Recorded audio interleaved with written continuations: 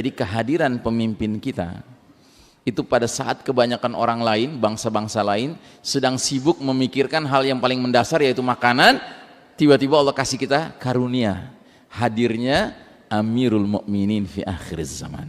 Makanya saya berkeyakinan kuat ketika Al-Mahdi muncul nanti, ketika orang banyak sedang panik, umat Islam yang ngerti tentang pentingnya kehadiran Al-Mahdi dan sudah menyambutnya, sudah bersiap-siap untuk berbaiat dengannya, mereka akan menjadi umat yang paling cepat mengkonsolidasi diri, Pak. Makanya segala pembicaraan panjang lebar tentang Ustadz nanti siapa yang nyiapin pemerintahan khilafah itu nggak perlu dipusingkan, Pak.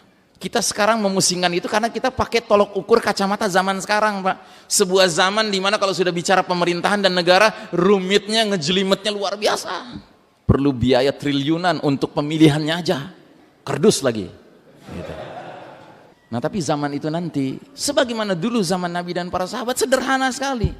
Yang diperlukan apa? Pemimpin yang kuat, umat yang siap, dan sebagian umat itu mujahidin, siap berperang di jalan Allah Ta'ala.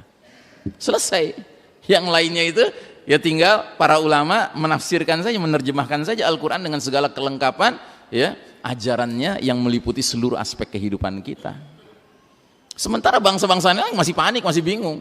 Nah makanya berdirinya khilafah ala minhajin nubuwah di Syam nanti dengan kehadiran Al-Mahdi dan orang-orang beriman yang benar-benar komit dengan Allah dan Rasulnya dan Al-Mahdi sebagai pemimpin yang berimannya, itu sederhana sekali insya Allah ya. Ini harus kita pahami dulu Pak, situasi dunia nanti yang berbeda sekali dengan situasi dunia kita sekarang. Coba Anda bayangkan, kita sekarang apa-apa tuh mau gampangnya saja kan, pencet ini, pencet itu ya kan, karena teknologi canggih. Tapi kalau nanti nggak ada cerita begitu lagi Pak. Nah jadi saudaraku rahimakumullah, gambaran tentang latar belakang kondisi dunia kelak nanti di zaman Al-Mahdi muncul ini harus ada dalam benak pikiran kita dulu. Jangan membayangkan dunia seperti sekarang, tahu-tahu Al-Mahdi muncul semua beres, nggak bisa Pak, sulit ya. Allah punya cara untuk bikin orang-orang kafir gigit jari. New World Order, tatanan dunia baru yang disebut oleh Ahmad Thompson sebagai sistem Dajjal ini, dia berantakan dulu Pak, dengan teknologi canggih dimacetkan sama Allah Ta'ala. Nah pemahaman seperti ini harus terbangun dulu dalam benak pikiran kita, because the world tomorrow will be very different from the world today. Dunia nanti dengan dunia kita sekarang beda sekali Pak. Kita sekarang berada di babak keempat perjalanan sejarah umat Islam, dan ini babak paling kelam dalam sejarah umat Islam. Ini babak kepemimpinan mulkan jabriyan, para penguasa yang memaksakan kehendak mereka. This is the darkest chapter of the Islamic history. Ini babak paling kelam dalam sejarah umat Islam. Di babak keempat inilah satu-satunya babak di mana umat Islam tidak lagi dinaungi oleh sistem yang mereka percayai sebagai sistem mereka yang sebenarnya ya, rumah besar mereka yang dapat IMB dari Allah Ta'ala, izin mendirikan bangunan dari Allah Ta'ala, SK-nya nomor 230 Al-Baqarah ayat 30, inni ja'ilun fil ardi khalifah ya. Jadi satu-satunya babak di mana umat Islam khalifahless ya, itu babak keempat, tanpa pemimpin. Ini babak kita sekarang, babak di mana umat Islam babak belur. Itu realita Pak. Dan realita ini nggak perlu kita tangisi, ratapi, nggak perlu. Kenapa? Memang Allah sudah katakan kok ini bisa terjadi. Di mana Allah katakan? Di surat Ali Imran 140 Allah sudah bilang, demikianlah hari demi hari masa kejayaan keruntuhan umat kami pergilirkan di antara manusia. Jadi jangan mentang-mentang kita ini orang beriman, nuntut sama Allah harus menang terus Pak. Nggak begitu ceritanya dunia. Dunia itu tempat semua silih berganti. Nah qadarullah, kita sekarang sedang menjalani era di mana kita sedang kalah. Era di mana posisi kita di bawah garis merah. Ini garis merah bukan garis kemiskinan Pak, ini garis kejayaan. Ketika umat Islam di atas, mereka berjaya. Ketika mereka lewat garis merah, mereka runtuh. Sedang kalah kita sekarang. Sedangkan yang berjaya siapa? Orang kafir.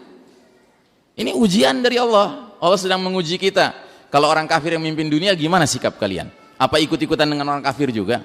Dalam urusan politik pakai teori kedaulatan selain Allah, dalam urusan ekonomi pakai riba, dalam urusan hukum menyingkirkan hukum Allah dan menggunakan hukum manusia. Apa begitu? Ini ujian dari Allah, ujian istiqomah kita.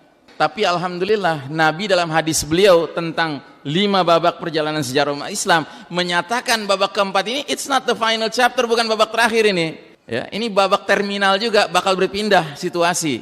Jadi kalau ada orang barat bikin tulisan judulnya The End of the World is Victory for Democracy and Capitalism, ujung akhir perjalanan dunia adalah kemenangan bagi demokrasi dan kapitalisme, itu omong kosong. Demokrasi dan kapitalisme sekarang saja sedang berjaya, tapi sebentar lagi dia akan masuk ke dalam keranjang sampah sejarah, Pak. Untuk kemudian datang babak kelima yang Nabi sudah sebutkan adalah babak khilafah ala minhajin nubuwah. Siapapun orang yang tidak menyukainya, silahkan saja tidak menyukainya. Tapi ini adalah ucapan manusia yang tidak pernah berdusta. Ma yantiqu anil hawa in huwa illa wahyun yuha. Apapun yang diucapkan Nabi Muhammad SAW bukan produk hawa nafsunya, semuanya adalah bimbingan ilham dari Allah Subhanahu wa ta'ala. Jadi kalau khilafah hari ini tidak tegak, ini cuma masalah jadwal saja, Pak. Bukan masalah ketetapan Allah yang tidak akan berubah. Nah, terus yang paling penting, kita yang sadar akan hadis ini tidak boleh memiliki mentalitas ingin menjemput babak kelima, namun dengan mentalitas seperti orang jalan-jalan santai di taman bunga sambil nyanyi-nyanyi main gitar. Mustahil kita bisa menjemput babak kelima dengan mentalitas seperti itu. Kalaupun akhirnya kita masuk babak kelima dengan mentalitas seperti itu, nanti di babak kelimanya kita salah registrasi. Bukan registrasinya ke Mahdi, malah registrasinya ke Dajjal. Na'udzubillahi min dzalik. Perpindahan kita dari babak yang penuh kezaliman saat ini menuju babak penuh keadilan kelak nanti, mau tidak mau harus mengerahkan energi keringat, air mata dan darah, ya. Orang barat menyebutnya blood, sweat and tears, ya. Wah, Ustadz kok ngeri gitu sih Ustadz ngomongannya? Loh, bukan soal ngeri, soalnya dulu Nabi dan para sahabat kan begitu menegakkan agama Allah. Atas dasar apa kita boleh meminta pengecualian dari Allah? Ya Allah, aku ingin menegakkan agama Allah dengan cara yang lebih gampang daripada keringat, air mata dan darah harus tertumpah. Misalnya dengan cara apa? Dengan cara main-main sekali 5 tahun, ngabisin duit triliunan, ya kan, pakai kerdus lagi. Terus kita sangka bisa menegakkan agama Allah dengan cara begitu, ya? Nggak ada contohnya. Jadi saudaraku rahimakumullah, pemahaman kita tentang kemunculan Al-Mahdi ini harus diiringi dengan pemahaman bahwa sambil Al-Mahdi muncul sebagai kabar gembira, akan ada situasi huru hara akhir zaman yang mau tidak mau harus kita hadapi. Dan itu selalu menjadi sifat dasar ajaran Islam, perpaduan antara basyira wa nadhira, kabar gembira dan peringatan, selalu begitu.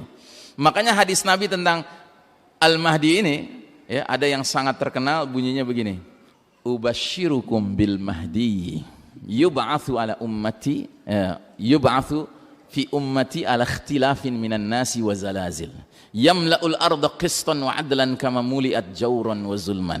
Ku kabarkan berita gembira dengan diutusnya Al-Mahdi ke tengah umat ini saat terjadinya perselisihan antar manusia dan gempa-gempa, dan Al-Mahdi akan memenuhi bumi dengan keadilan secara merata sebagaimana tadinya bumi dipenuhi secara merata dengan kezaliman. Jadi dalam satu hadis ini ada kabar gembira. Apa itu? Pemimpin kita bakal datang, Al-Mahdi. Tapi bersamaan dengan kabar gembira itu ada peringatan bahwa kemunculan Al-Mahdi berbanding lurus dengan perselisihan antar manusia semakin menjadi-jadi. Hari ini perselisihan antar manusia ramai tidak, Pak? Hari ini perselisihan bukan antara muslim sama kafir saja, ya. Sesama muslim juga berselisih hari ini. Antar pengajian muslim berselisih hari ini.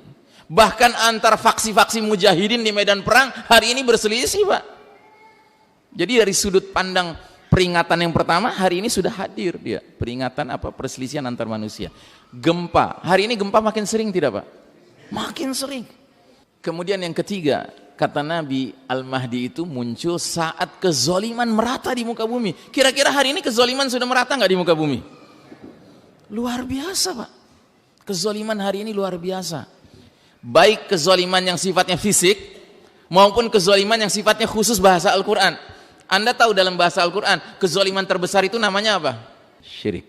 Luqman menyampaikan nasihat kepada putranya, ya bunayya la tusyrik billah inna syirka la zulmun azim. Hai anakku, putraku, jangan engkau mempersekutukan Allah, sesungguhnya syirik itu adalah kezaliman yang besar. Dan hari ini syirik luar biasa, Pak. Bukan hanya syirik yang tradisional, ya, di bidang khurafat, di bidang takhayul, di bidang begitu-begituan, tidak, tapi syirik modern juga. Apa itu syirik modern? Syirik ketaatan, syirik hukum, syirik konstitusi, ya. Kita rela untuk tunduk pada hukum selain hukum Allah. Ini tidak boleh, Pak. Dalam Islam itu kita wajib hanya tunduk pada hukum Allah, karena ayatnya berbunyi demikian, inil hukmu illa lillah. Hak menetapkan hukum hanya milik Milik Allah. Tapi dalam sistem dunia hari ini, selain Allah dikasih hak menentukan hukum, Pak. Dan kalau mereka-mereka yang punya hak menentukan hukum itu nggak sepakat, penyelesaiannya apa? Voting. Penyelesaiannya voting, Pak. Kira-kira apa kata Allah ya? Kalau ada sekumpulan orang voting tentang boleh tidaknya minuman keras dijual di supermarket. Ini ada muslim, Pak, di kalangan orang yang katanya punya hak menentukan hukum itu. Apa kata Allah? Ngaku muslim tapi mau ikut terlibat memvoting boleh nggak ya minuman keras dijual di supermarket, padahal kan al halalu bayyinun wal haramu bayyinun. Yang halal sudah jelas, yang haram sudah jelas. Sedangkan hak menentukan halal dan haram milik siapa? Milik Allah semata. Tidak boleh ada seorang ustadz sehebat apapun dia merubah-rubah apa yang Allah katakan halal menjadi haram, apa yang Allah katakan haram menjadi halal. Tidak boleh. Dan yang namanya melanggar hukum Allah dengan mengubah hukum Allah, mana yang lebih besar dosanya, Pak? Mengubah hukum Allah, ya. Itu dosanya berat. Kalau melanggar hukum Allah, orang berdosa, tapi tidak serta-merta batal imannya. Tapi kalau orang mengubah hukum Allah, Pak, batal imannya. Ya.